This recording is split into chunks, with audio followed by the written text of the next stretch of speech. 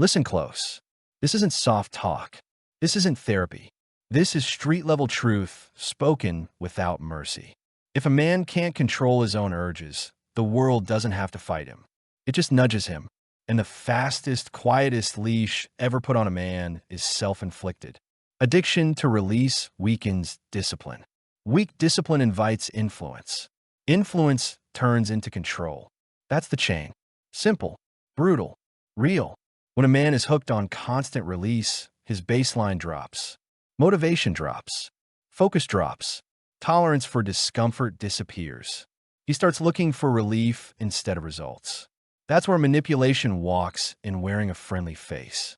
Because a man chasing relief is predictable. Predictable men get used. This addiction isn't about pleasure. It's about escape. Escape from boredom. Escape from pressure. Escape from responsibility. And every time you escape, you teach your nervous system that discomfort is dangerous. That lesson makes you fragile. Fragile men don't lead. They react. That here's the first truth most won't swallow. Frequent self-stimulation trains your brain to seek reward without effort. No pursuit, no risk, no consequence. That rewires your standards. Once that happens, real-world challenges feel heavy. Real women feel demanding. Real goals feel exhausting. So the mind looks for shortcuts. Shortcuts are where traps live. Women, again, consciously or not, sense this weakness fast. They feel the hunger. They see the scattered focus. They notice the eyes that linger too long, the tone that softens too quick, the posture that leans forward when it should stay grounded. You don't have to say a word. Your body language already told the story. The first trap is validation farming. A man addicted to release craves stimulation. Compliments, attention, flirtation. A woman gives just enough to keep the dopamine dripping. No commitment, no consistency, just signals. And the man fills the silence with effort. Messages, availability, emotional labor. He becomes useful before he becomes respected. That's a loss. Another trap is emotional baiting. When your nervous system is fried, emotions hit harder. A little coldness feels like rejection. A little warmth feels like salvation. That swing makes you reactive. Reactivity kills leverage. The one who reacts first loses position. Addiction also blurs judgment. Red flags start looking negotiable. Disrespect starts getting reframed as tests you think you can pass by proving yourself. That's backwards. You don't prove value to people who disrespect you. You withdraw access. That's strength. But withdrawal requires self-control. Addiction robs you of that. Here's a darker angle nobody likes admitting. When a man is drained, his edge dulls. Testosterone dips. Drive weakens. Presence thins out. That changes how people treat him across the board. Not just women. Men test him more. Opportunities pass him by. He feels invisible. So he chases more stimulation to compensate. That loop tightens the leash. Another common trick is sexualized distraction. When a man is hooked, anything suggestive pulls his focus. Social media, screens, images, fantasy. While he's distracted, life moves. Others build, others sharpen. He stays stuck in cycles of urge and regret. That's not an accident. That's design. Wolf men break cycles. They don't fight urges with willpower alone. They change the environment. They cut triggers. They starve the loop. They replace cheap dopamine with earned satisfaction. Work, training, discipline, structure. You don't negotiate with addiction. You outmaneuver it. Here's the tactical shift. Every urge becomes a signal, not a command. When it hits, you don't obey. You redirect. Movement, push-ups, cold water, a walk, a task. You train your brain to associate urge with action, not release. Over time, the craving loses authority. Another counter is delay. Addiction hates delay. Delay weakens its grip. You tell yourself not now. Not because you're scared, because you're in control. That builds confidence. Confidence rebuilds presence. Presence restores leverage. Now let's talk about how manipulation escalates once addiction is sensed. She might tease without intention. Keep conversations sexual but unproductive. That drains you. Or she might reward attention sporadically. That conditions you. Intermittent reward is the strongest hook.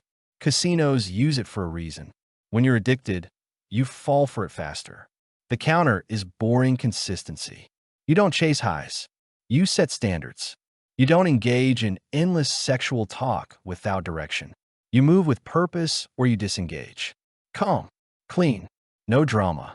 Another trick is guilt leverage.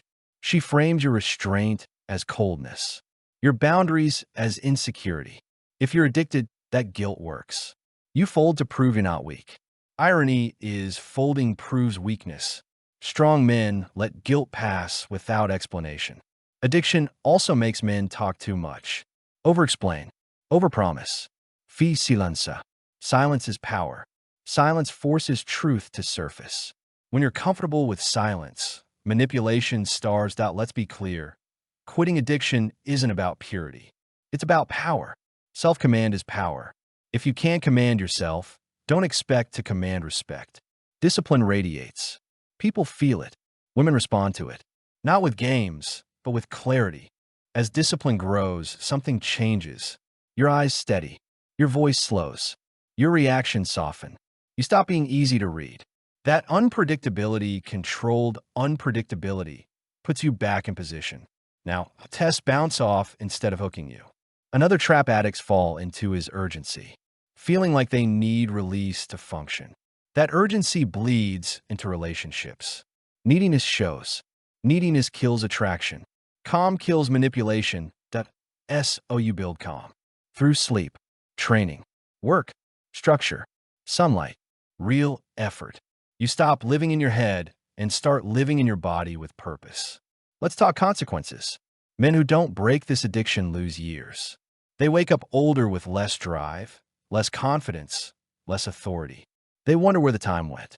It went into the drain of easy pleasure. That's the tax. Wolf men pay a different price. They endure discomfort early. They build strength. They gain freedom later.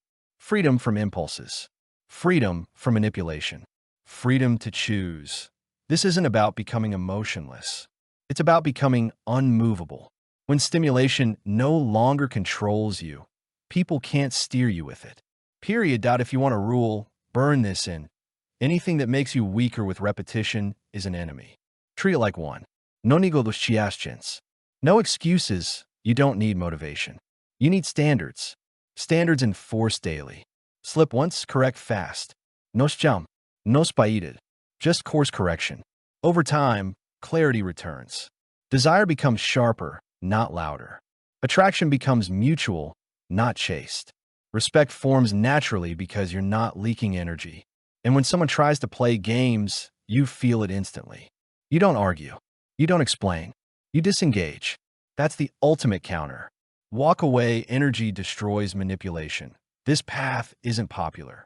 It's effective. That's why few walk it. But those who do stand different. Speak different. Live different. If this hit you good, that means there's something to fix. Fix it now, not tomorrow. Not when life gets easier. It doesn't. Discipline first. Power later. That's the order. If this message sharpened your mind, don't keep it to yourself. Like this video so it reaches men who need it. Share it with someone slipping into weakness. Subscribe to Primal Honor if you're done being easy to manipulate and ready to move with discipline and authority. Stay sharp. Stay dangerous.